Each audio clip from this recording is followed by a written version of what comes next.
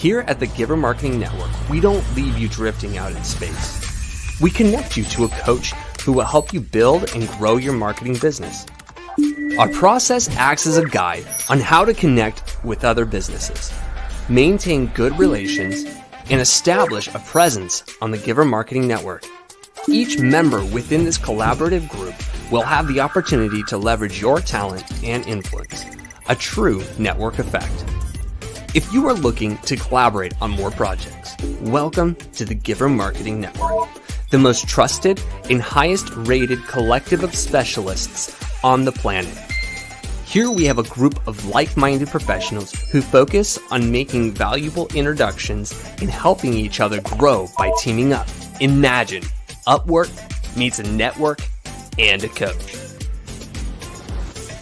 The talent collectively includes services like visibility and SEO, creating logos, designing websites, managing social media, outreach messaging, visual storytelling, and much more. Think of what you could do with laser-focused allies strengthening your business while offering your talents to the entire network. Click near this video for more information.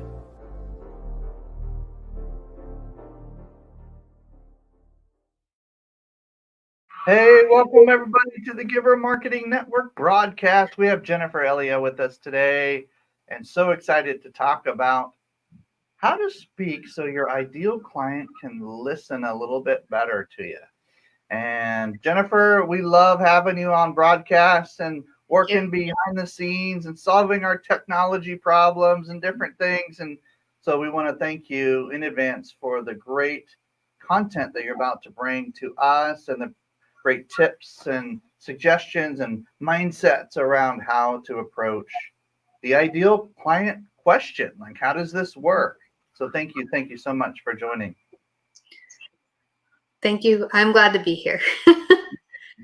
Well, hey, everybody wants to know, like, where did Jennifer come from? Like, how did you end up doing what you're doing? What drives you? Like, what's the story behind the story? Yes. So growing up in the 70s and 80s, I had this dream that I was going to live in a big farmhouse full of kids. I was going to work from home doing writing and research. And everybody told me that's impossible. You can't work from home. You'll be a starving artist. Nobody pays people to write anyway. And so I kept going to career fairs and everything, hoping that I'd find an answer, but I didn't. So instead, I went to college. I went to grad school. I became a college professor.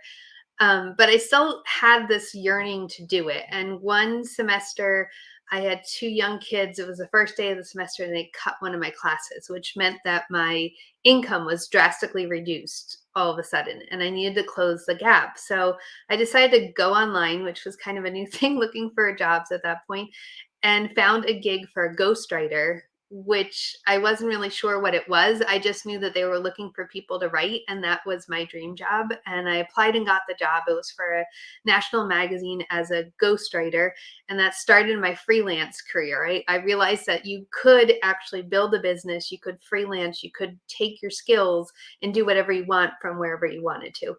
And so that's what started my online business journey. And in the process, I'm addicted to learning. So I wanted to learn more and more and serve my clients well. And so at the time, social media marketing was getting to be the thing to do. And I took all the courses and I read all the books. And it seemed that you just needed to be on a platform and then everything would happen. But that wasn't what was happening for me. That wasn't what was happening for my clients. And so I decided to take a step back because I'd studied marketing in high school and college, did not go into it because I didn't want to be in corporate. I still had the farmhouse dream. And I decided to figure out how marketing actually works in the 21st century. And what I discovered was it isn't any different than marketing has been. It's just that we have different vehicles. And what I realized is that there's so many small businesses, new businesses, solopreneurs that are struggling to build their business. And they're getting sucked into all of these gimmicks and hacks and pouring money into techniques that don't work. And so their businesses are either stagnating or they're closing. And that does not help anybody. Small businesses are the backbone of our society. So I transitioned into doing marketing strategy, which I absolutely love. I thought I wanted to be writing all the time, but the strategy is where it's at. And about a year ago, I integrated the technology into my coaching program. So now I can eliminate all the tech drama and stress and just help people move forward instead of getting stuck in building their businesses. You're like the professor turned the a modern day practitioner helping others do the same. So I love hearing your story, and I know today you're going to be sharing some tips with us, some mindset, some questions that will get us thinking in the right direction, and then you all obviously have solutions that can help small businesses, organizations with some of their kind of technology questions meets marketing meets strategy, and that's what I love about this conversation. So Yes. let's show up let's pull up some of the visuals today, and or at least some of the bullet points, and what are we going to be discussing? So the topic for today is speak so your ideal client will listen. And these are techniques that will work no matter where you are in the business continuum, whether you're brand new, whether you're at 7 figures scaling to 8. All of us need to do this. And many times these are the things that are forgotten for the more flashy trends that are going on out there. So the main topics that I'm going to cover is the ideal client myth. What are they not telling you about it? It isn't about you. And the last thing that they want to hear. So, what's the last thing that your ideal client and audience base actually wants to hear from you? Nice. All right, well, let's jump into it. I'm excited to have the conversation. I'll Okay. probably have a lot of questions for you. Oh, good. I like questions. So, the ideal client myth. If you have been in business for any length of time, you have heard that the secret to growing your business and to making sales is to understand your ideal client. And that is absolutely true. You need to deeply understand them. However, most of the people that are telling you that either don't tell you what you need to understand about your ideal client, or they don't tell you how you can learn that. And really, the only way you can know it is through research. You can sit there with your notebook and dream up this ideal client and name it and give it a house and decide what it eats for breakfast and where it gets its coffee. But until you really understand the interior life of an ideal client, you don't understand what is going to make them buy. It really isn't about what they eat for breakfast, what kind of shoes they wear, unless I guess you're a shoe manufacturer, and then that would make a difference. But for the most part, it's what's going on inside the ideal client, the psychology of what they're dealing with and their problem. And so that's what we're going to cover today, is that most of the trainings on ideal clients tell you that it's all about this avatar that you know personally and you can describe their favorite color and everything, when really it's this avatar that you need to know that takes research. It takes market research, it Mhm. takes online research, talking to people, and really truly understanding what's going on that isn't on the outside of the ideal client. Oh, okay. So it's a deeper psychology or a deeper work of what who you're actually talking to, who actually wants to talk to you, more importantly. Okay, let's dive in. I'm super excited. Okay. So the first thing is that many times when we sit down and make these ideal client avatars, we conjure up this image of the person that we want to buy our product. Okay. And that isn't a bad thing. We all need to have goals, we need to have vision. But I would say that 99.9% of the time, when you're trying to start with who is my ideal client, it's who you were 5 to 10 years ago. It's exactly who you were before you figured out what now is your gift or your mission that you're teaching to everybody else, that you're getting paid for. And Mhm. this is true whether it is physical products, whether it's digital products, whether you're coaching, whatever you're doing, at some point, there was this light bulb moment that transitioned you into what you're doing now. And Mhm. that is the ideal client you need to drill down into, because you will attract those people naturally because that's who you were. But also, it's so much easier for you to understand them because if you just think back, you know exactly where they were and you know what changed everything for you. And that's what started your mission in the first place. So the ideal client isn't someone else. It isn't this hairy fairy, like, let's dream this up. It really, when you get down to it and you're honest with yourself, it is you at some point in time. And that's what you need to remember. Um, niche or however you want to pronounce it is a big thing. And everybody says the riches are in the niches, right? Niching is important. You can't serve everyone. Everybody that says my product is for everybody, if you're trying to talk to everybody, you're talking to no one. So it's important to know who you really are targeting. None of us can serve everybody, and none of us should be trying to. Even McDonald's or other brands that are completely ubiquitous still have a target market. So that is important. However, many times our niches go back to that avatar that we're building of what they're eating for breakfast, what car they drive, what shoes they wear, what color their socks are. We're building this niche of a person that we've dreamt up in our head. And we think this is the only person I'm going to serve. And that does work sometimes. However, I would argue, and I've seen a trend in other coaches that I've talked to and other trainings I've been seeing coming out, that really when you niche down, you want to niche down to the transformation. It should be, this is the problem that I solve and the transformation that I provide. And it's the people who have that problem and are looking for this exact transformation. That is my niche. Not everybody, there will be people that have the same problem but want a different transformation, right? And there are people who want the same transformation but have a different problem. You are working with the people that have that exact problem and that want that transformation. Wow. So that story becomes a big deal as it becomes like a magnet to the right client, and your promise, your deliverable is in the transformation is what I'm hearing. Yes. Yes.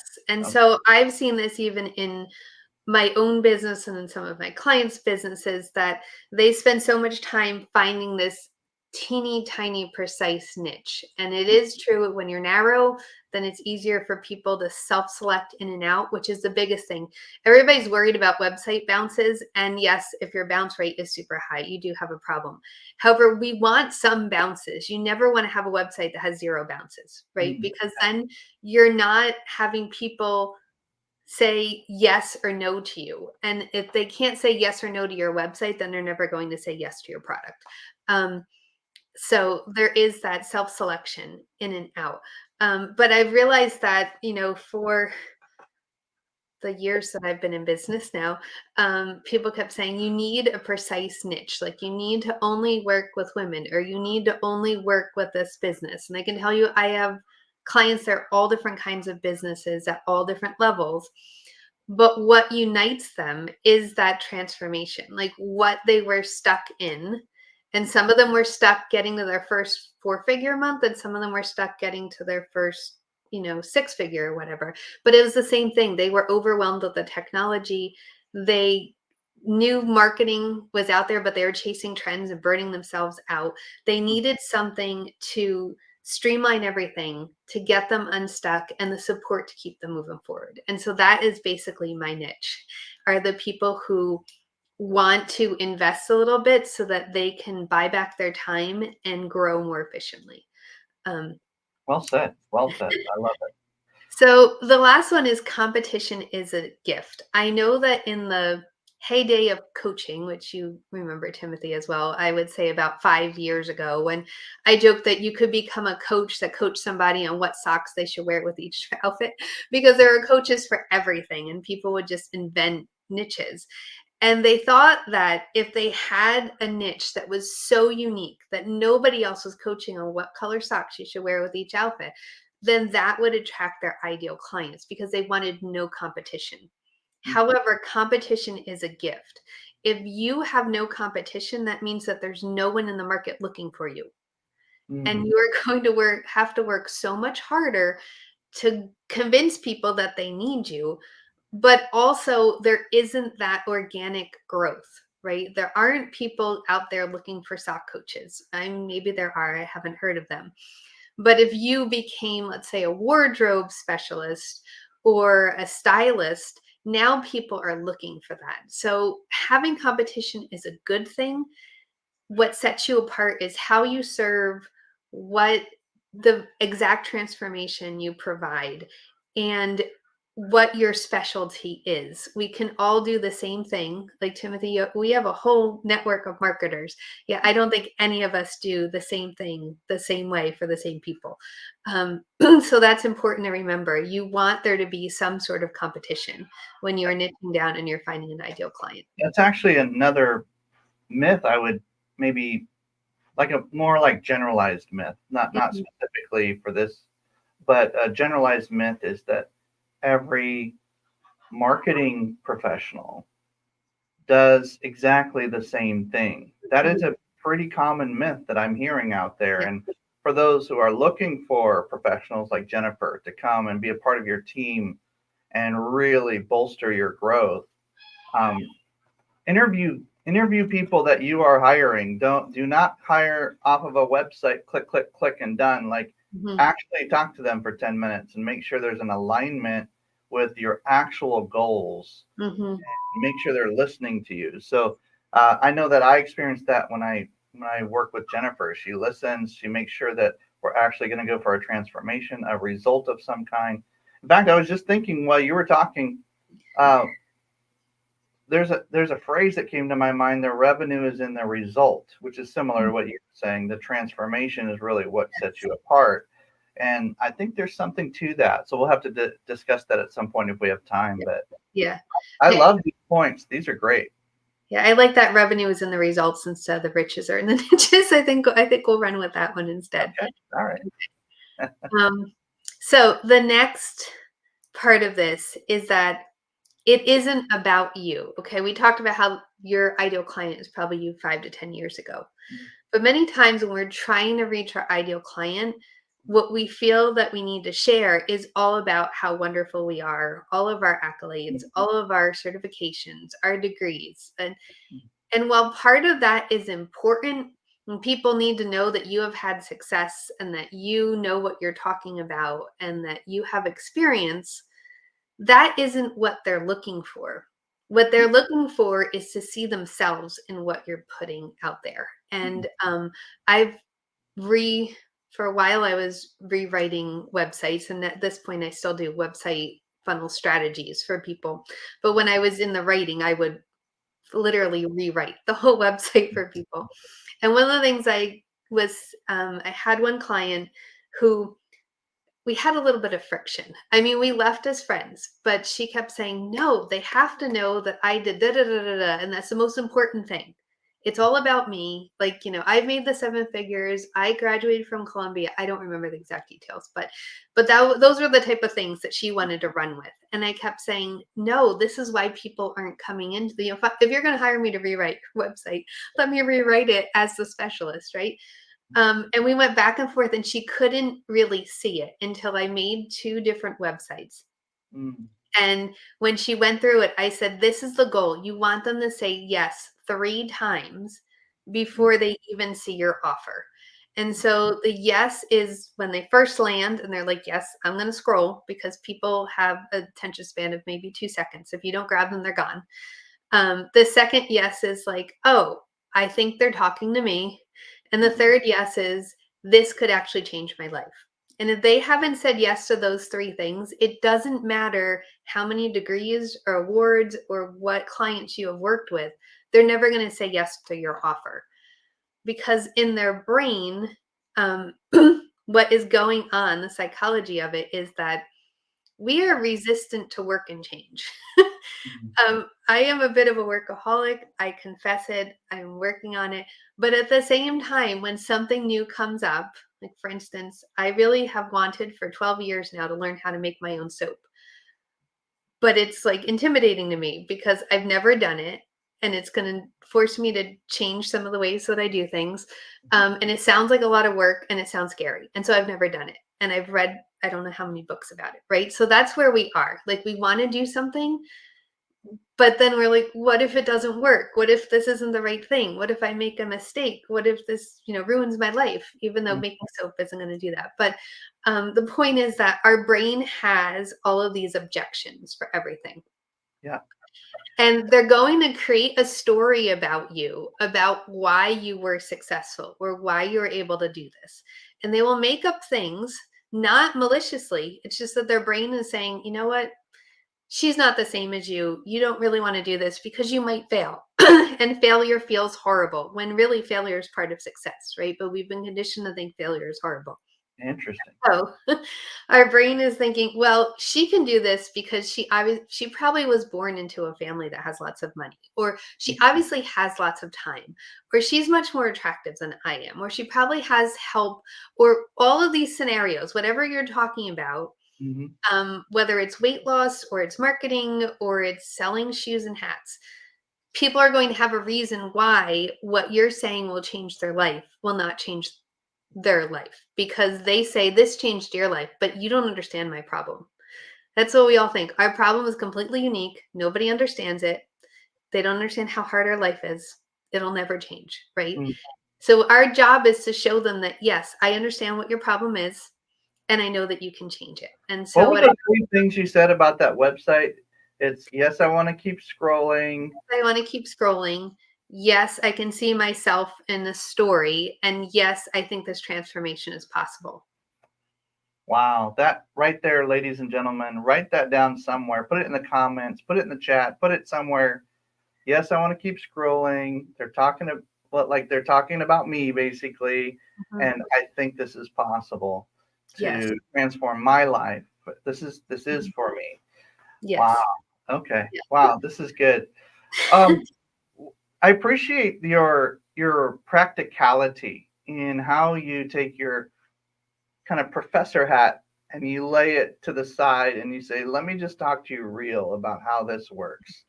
Because there's a lot of noise out there and people saying, hey, all you have to do is buy my software, or all you have to do is uh, buy this 3-year program and it'll work even though it costs you an arm and a leg.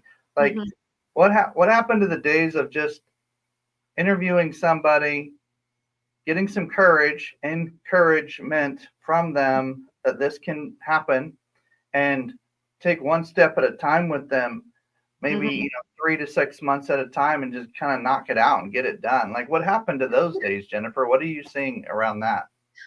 I think that there was this, like I said, this golden era of coaching when there have always been coaches and mentors, and there always will be. Like it's not going anywhere, even though I feel like the coach word has a negative connotation at this point. But there was this point where people realized, oh, I can get online, I can reach people everywhere, I can make money at it. And in the beginning, it was a novelty, right? People sent stuff out and it was like, I got an email. Of course, I'm going to buy it. Now it's like, another email, right? We just delete them and move on. Not that you shouldn't be doing email marketing. That's another conversation. But there was this novelty of being able to access these people wherever you were. And so people were willing to invest. And with these super hyper crazy niches, people were saying, well, there's no one in the world that does this. So I should get paid like $1 million just again to tell you about your socks. And so everything kept building to the point that then people started to realize, well, you know what? Anyone can throw up a website and say that they're a coach and expert. And sadly, there are many, many business coaches or marketing coaches that have never done either one. Like they've never actually built the business. The only business they built is being a business coach. So they haven't actually walked, they're still building a business, but it's not like they went and built this huge business and said, these are all the lessons I learned. And I want to make sure that someone else knows them. And so I'm going to go back and be a coach. No, they just said, I know that you can make a lot of money as being a business coach. I actually had someone who was a client for a very short amount of time who said that to me. She said, well, she was working on building a business and I was helping her with that and narrowing down her ideal client and coming up with products and such. She was brand new. I don't tend to work with those people, but I decided that she needed help. And finally, one week we met and she said, I decided I'm going to be a business coach because that's where all the money is. But the thing is, she had never run a business. So how are you coaching people in running a business That's if a you good point. That's a good point. You want to interview people and make sure that they are an expert in their actual field and they have some experience that brings credibility, not just social proof, but actual experience that brings credibility. So tell us, Jennifer, how do you solve problems for your clients? Like, what does that actually look like? How do you bring transformation and results for your clients? Well, the first thing is that I do not tell my clients to do anything that I haven't done myself. And sometimes there are clients who say, "This is what I want to do." And I think, okay, I can see that working in the market, it makes sense. But I'm going to try it first before I'm going to say, "Oh yeah, sure, pay me for 5 more coaching sessions and this stuff, and I'll set that up for you," because I don't know that it works. And so unless I've tried it in my business and I see that it works, or I've tried it with a past client in a campaign and I know that it works, I'm never going to suggest that to somebody. Okay. So any of the techniques that I have are things that I have done, and I've either wrestled to make them work, or I figured out that these just don't work and we need to leave them at the side.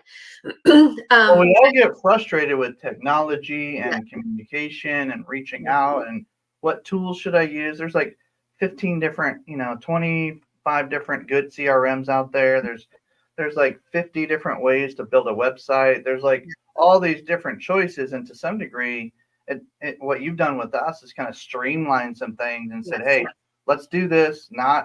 Let's not worry about all this other stuff. I mean, if you want me to try it, I'll go check it out, but yeah, let's go with what actually works. We know what actually works instead yes. of wasting our time and money." I love that. And that is one of the things that has been a big pivot in my business over the past 15 months or whatever, is that there's a lot of shiny objects with apps. And it's not that any of the technology is bad. It's all going to frustrate you. We all go through technology struggles no matter where you are in business.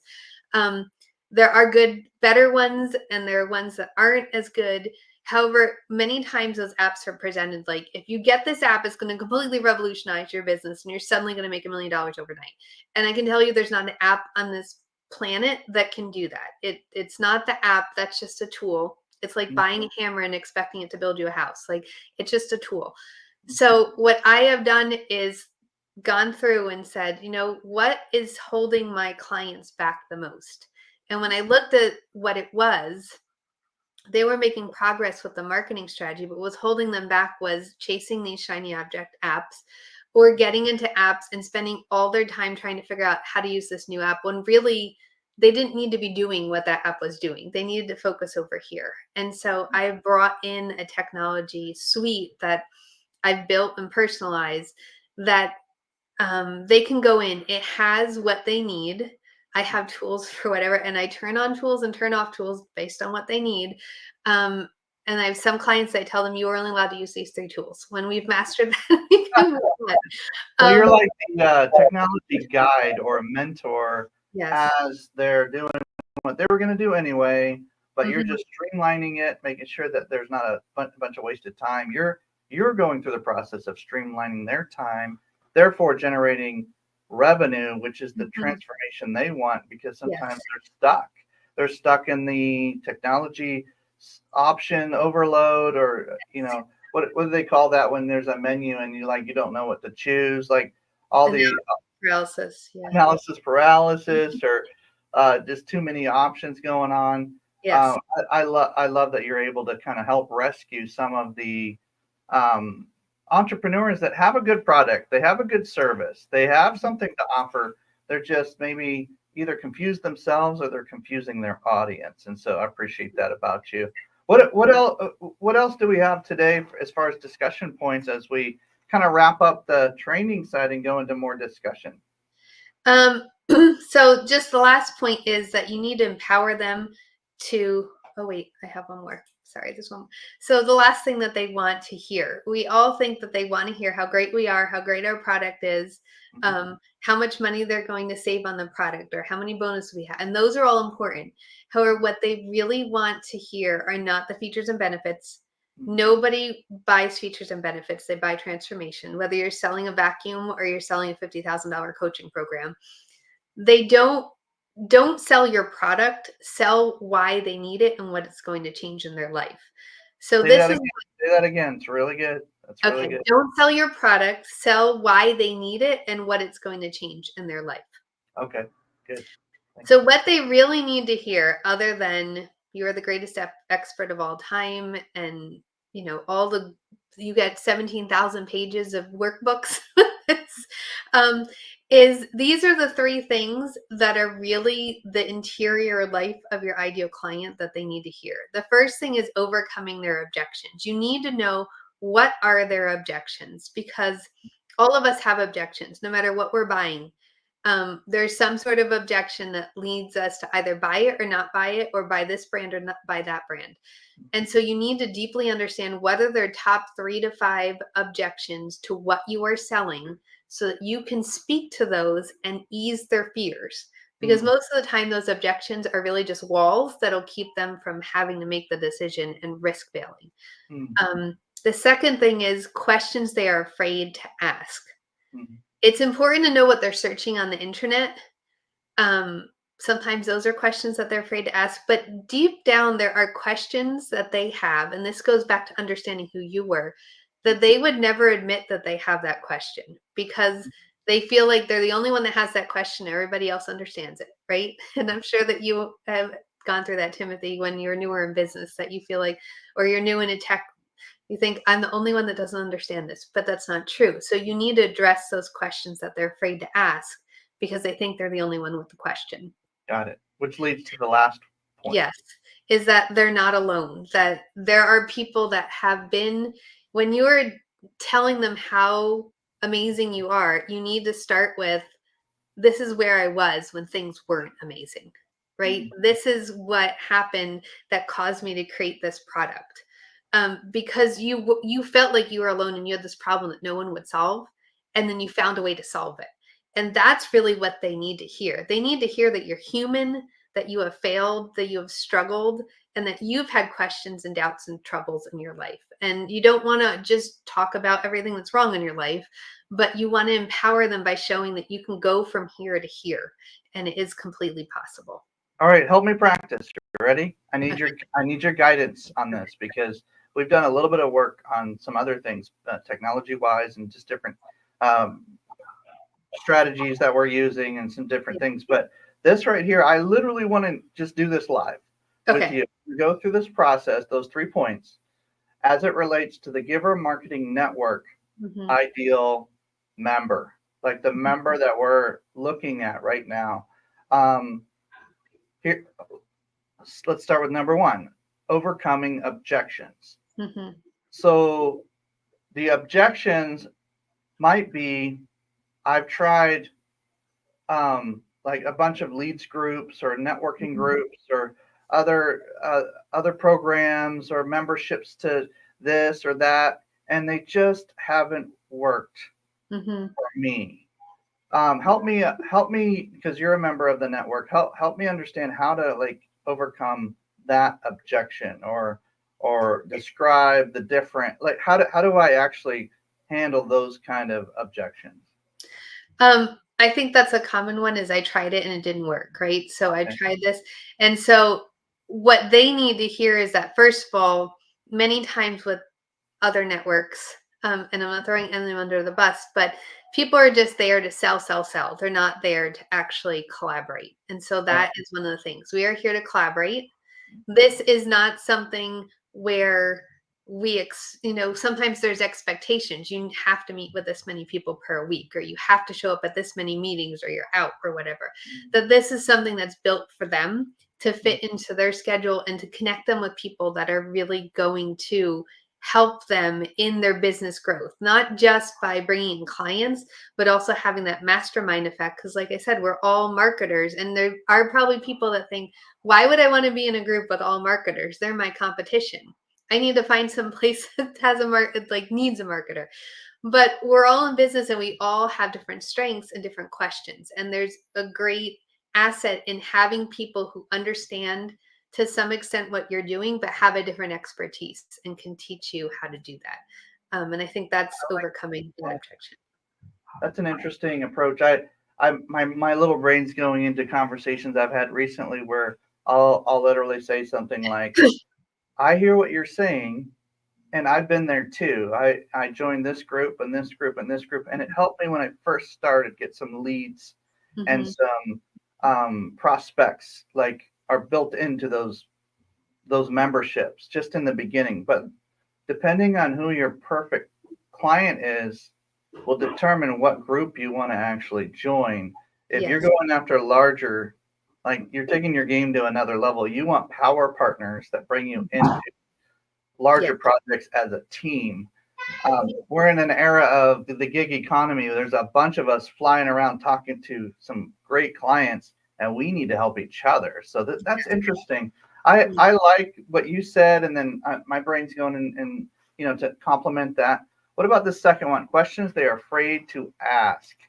What do you think people are afraid to ask when it comes to quirky, amazing networks like we have of collaborators, power partners? What are they afraid to ask?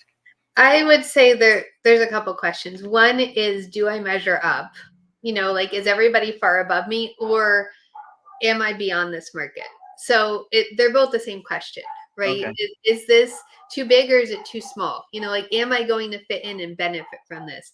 But their question would be, do I measure up to the people that are already in here? Because when you start talking about gig economy and power partners, and some people might be like, oh, I don't think I'm at that level.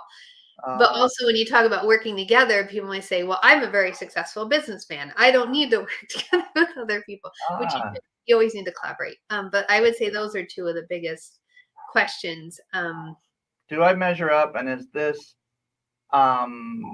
something I actually need at my stage of business? Okay. Well, those are really fair questions, and they need to be discussed, whether they're brought up or not, which is the whole point. Are they afraid to kind of insult you, or are they afraid to kind of talk in that manner? And I actually am learning to embrace the frank conversations of like, look, if you're just starting, we're a really safe place to experiment with project collaboration so that you can go after larger clients.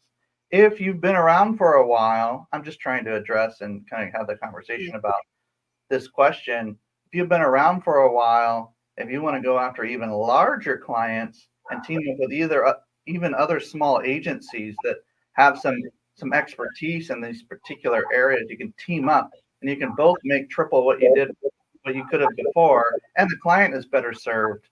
Gosh, that's we've seen that quite a bit. I mean, we have members that are teaming up and making 10 times what they were before, and it's just like, hello, like, why didn't I do this earlier? Super interesting. And then what this alone one? This one's interesting. They're not alone. They aren't alone. We have a phrase called we help rescue the lonelypreneurs from the world of marketing, communications, and media. And people snicker at that, but it hits something like they just knowing that they're not alone. But how do we address that even more? Like, what would you say to that, Jennifer? I think that goes back to the other networking groups. Many times in a network, you need to kind of puff yourself up and make it seem like you have everything all together, right? And you are the best of the best, or you're never going to get clients from them, because that's the whole thing, is getting leads and proving that you're the best. But that's a very lonely place to be, because the fact of the matter is that your business has struggles, and the truth is that all of our businesses have struggles. They all have up and down. There's still always questions that we don't know how to answer. There's always things that we wish we could collaborate with somebody on, but we feel like we need to be this, like statue on a pillar that's completely untouchable and unshakable. And that's not what running a business is like. And so acknowledging that this is a group that will help you get leads, but you don't have to always be perfect. I don't know the best way to put that, but you can talk to them. When we have the masterminds on Monday, we do highs and lows. We bring whatever is going on in our life or our business that's affecting us moving forward, and we talk about it in an honest way. And that's somewhat vulnerable, but it's also freeing, because we don't have to pretend like those things aren't going on. Okay. Well said. Well said. Well, hey, as we land the plane here, thanks for going through that exercise, because no matter what kind of business you have, you're going to probably go through some version of that in conversation. So that's very helpful for me in real time and for us at the Giver Marketing Network, but for any business, just to go through that exercise with you for 10 minutes on a phone call or 20 minutes maybe have that conversation. Look up Jennifer Elia on Facebook. I know that she's pretty active there. Make sure and spell her name properly and look her up. Shoot, they could probably just spell your last name and probably find you pretty quick, huh, Jennifer? I like Awesome. it. I like it. Well, good. So with that, how do folks get a hold of you, and what's the recap of what we discussed today? So we discussed really understanding your ideal client, bringing them in. Don't just show off. Okay, you don't need to be puffed up. You need to reel them in, and speak so that they will listen. And you can find me, as Timothy said, on Facebook. And also Lead Funnel Scale is my website. And I know Christine's supposed to drop that in. I have a free gift for everybody. It's called my Increased Income Guide. And it really dives into what we talked about today so that they can work through those points and increase their income, just upping what they're already doing, not adding more to their plate. I love it. I love it. I love it. Well, hey, listen, for those who want to connect with somebody who will tell them really how things are looking, where they can go, how you can solve your problems, whether you work with Jennifer or not, she'll tell you the truth. I mean, she'll tell you, like, look, use this tool, not this tool. Think about this, not this. That's a distraction. Let's get you focused. And if nothing else, she'll give you some great information, help you focus a little bit more, and then go into the next year or the next quarter with some amazing increase in revenue. And we want to be able to help more clients and customers. And this is really what our conversation was about today. So leadfunnelscale.com, or look up Jennifer Elia. You can see her name on the screen in red there. And we look forward to seeing how those conversations go. How much time are you able to spend with somebody if they were to connect with you? 10, 15 minutes and just be able to dive in a little bit? Yes, I do quick 15-minute calls to check in with people. And then I also have longer strategy calls that people can buy into. Great, great, great. So mention the word giver, and she might give you a little extra time, a little extra tools or some access to something, and she'll be able to be a blessing to you. So look her up, ping her right now. Like, go out to either her website or Facebook and just say, hey, I saw you on the Giver broadcast. How can we chat about this problem that I have? And she'll be able to answer those questions around CRMs, around technology, around follow-up strategies, funnels, all these tools that are starting to really become like there are industry standards now. Like, this is really what we need to have in our businesses. If you don't have them, you're leaving money on the table. So we want to make sure that you're up to speed on what modern methods, timeless principles, right? Modern methods, timeless principles. And that's what Jennifer really has as part of her brand and how she helps people. So awesome. Well, hey, with that, let's have a few minutes of discussion with Christine Dean. Let's bring down our visuals and really have a roundtable discussion that would help the audience better understand how we marketing professionals really view these topics. And Christine, what stood out to you? Was there any questions or thoughts or anything that stood out that really Jennifer was able to bring to the table today? My goodness, Jennifer, I'm a huge fan. Some of the insights you brought to the table, I was like, oh, I love the way she said that, right? And I was taking notes while I was going because some of the wording choices and some of the topics, right? One of the things that really popped in my head when we were talking about collaboration versus competition. And one of the things I'd come across, I like playing in the influencer space. So one of the memes I came across today was talking about competition happens at the bottom. The people at the top are collaborating. What do you think on that one? Good one. Come on. And I know Jennifer lives that. So Jennifer, do you have any thoughts on just the mindset around that? Because there's some work to be had there with our minds at that point. I think that mindset goes back to when we were talking about that super small niche and not having competition and having to puff yourself up so that people will know that you're good. In the beginning, you feel like you need to outperform everybody, right? Or you need to be the best of the best. And it's not that isn't what you should aim for, but everybody's not going to buy the person at the top, right? They're looking for different things. And really, it's not a pyramid. Like, we think that we start at the bottom and we get to the top and then all is right with the world, but it's not a straight path. We are all on different branches. So I think the collaboration is key in the beginning. That sounds scary because some of us think back to high school chemistry class when we had, group projects and one person did the report and the other people just drank soda. But that's not collaboration. Collaboration is when you bring your best to the table and you use everybody's gifts, and it just opens up so much because no man is an island. When you're trying to do this by yourself, it's so much harder, and you're going to get desperate and start pouring money into like maybe the ads that you don't need, or the app that you don't need, or coaching that you don't need. And all of those are fine, but if they're not what you need at that time, they're not going to do anything for you.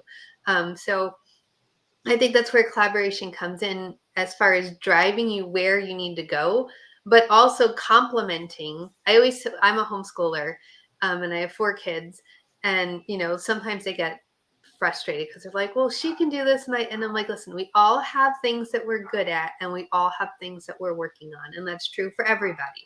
So what you're working on, she might be good at, but I can tell you that she's not good at this other thing that you're really good at. And because there's that sibling rivalry with it.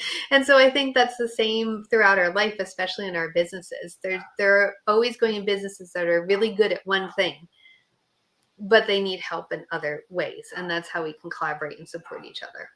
So whether you're a marketing professional trying to collaborate with another industry's professional, or you're a business that offers another type of product, there's generally a power partner or a joint venture or some kind of, like you were saying, Christine, some kind of collaboration that can be had that will benefit your target market more effectively, number one, and generate more revenue because of those results for everybody involved. Like every person that's involved in helping. So, and I've seen it over and over and over again. So it's a great point, Christine. Thank you for bringing that up.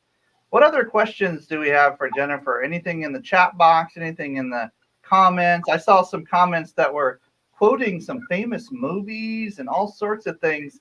And some people are saying, "Wow, that's awesome." In fact, I'll bring that one up. Now, yeah, there you go. That's a good one right there. Greetings from Newfoundland, Canada. We got an international audience here. Nice. We're having some fun. Simon McInnes is doing his thing. Yeah, your topic was definitely resonating with people today. It's never about us, only what our company is about and what we can offer our clients or customers, right? Yeah. Good work. Good work. Well, I appreciate the fact that you came prepared. You have some industry experience. You have a journey that if somebody's kind of along that journey and they need a sidekick to come along, help them, you're ready and willing to do that. And people sometimes will object to certain aspects of, like, I've tried hiring a marketing professional before and it just didn't work out. And I'm going to tell you right now, if you're listening and you've either collaborated with another marketing professional or you've hired a marketing professional and it just didn't quite work out, try Jennifer. See what happens. Because when you work with people that are aligned with your values and kind of the direction you're going, it's funny how it just works out. It just starts working out. It's like the waters just part and all of a sudden there's good things that are on the other side. And so I appreciate kind of that tenacity about you as well, Jennifer. So that collaboration spirit, right, that we were just talking about. If you look at Jennifer as being a partner in your business, working with you to collaborate with you to get you to your goals, right, that changes the perspective. And that might be why the other person didn't work out quite so well. They weren't partnering with you. Well, and I also think that there's a big, I was a 4th generation public school teacher before I became a professor. And I always said I was never going to be a teacher because I was like, the family business. But I still firmly believe that education is power. And one of the biggest problems with hiring someone that didn't work out is that either you didn't know the questions to ask to find the right person, or you didn't understand how it worked to know that they were doing what they need to do. And so that's a big part of how I work with people. And even when I meet with people, teaching them, this is what you need. This way you can tell if I'm the person that can do it for you. And if you even need this service, like you might think that you need this, but really you need something over there before you get to here. And sometimes that does happen. Well said. Well said. Well, hey, let's bring up your contact information here, leadfunnelscale.com. Look up Jennifer Elia on Facebook specifically and mention Giver, and you'll get some extra goodies from her, some time with her. And with that being said, we also have a way for others to connect with marketing professionals every Wednesday. So, Christine, do you want to kind of explain a little bit of that? And you'll see that scrolling across your screen. It's givermarketing.com/networking. The word networking at the end of our website, givermarketing.com/networking. So, Christine, why would somebody even come to that? Like, what's the deal? Well, one of the things Jennifer mentioned earlier was the idea of not being alone. You're not alone. Well, once again, marketers, you are not alone, right? Don't be a lonelypreneur. Come hang out with us. You get to hang out with a bunch of other marketers. We all have our own little niches and areas that are specialty, right? And when we learn, we just learn from each other, right? Because everybody's got their own specialty and someone else is good at it, which we also talked about today, right? Yeah. So it's great opportunity to work with other marketers, get your questions answered. Maybe you've got a challenge coming up. Maybe, whatever it is, we've probably had a conversation about it because we just kind of let it go with whatever everybody's needing in the room. So we have a lot of fun, how to white label each other or how to collaborate better, right? So it's all about raising the tide for everybody. So we're going to have some fun together. We meet every Wednesday, and that's networking for marketers. So go to givermarketing.com/networking, register once, save the link. This is our give back. This is our opportunity. This is our no cost freebie that we offer for Giver Marketing because we want to help you create that community of networking and marketing and bringing it all together so we can be part of your family. I've been really surprised about how well our members actually help each other's companies. Oh yeah. Like you build, you take a look at my website, I'll take a look at yours, like I'll give you some tips, or can you help me solve this little annoying problem that we have in the behind the scenes with our CRM, and I'll help you with some copy over here, or graphics over here, or whatever the case may be.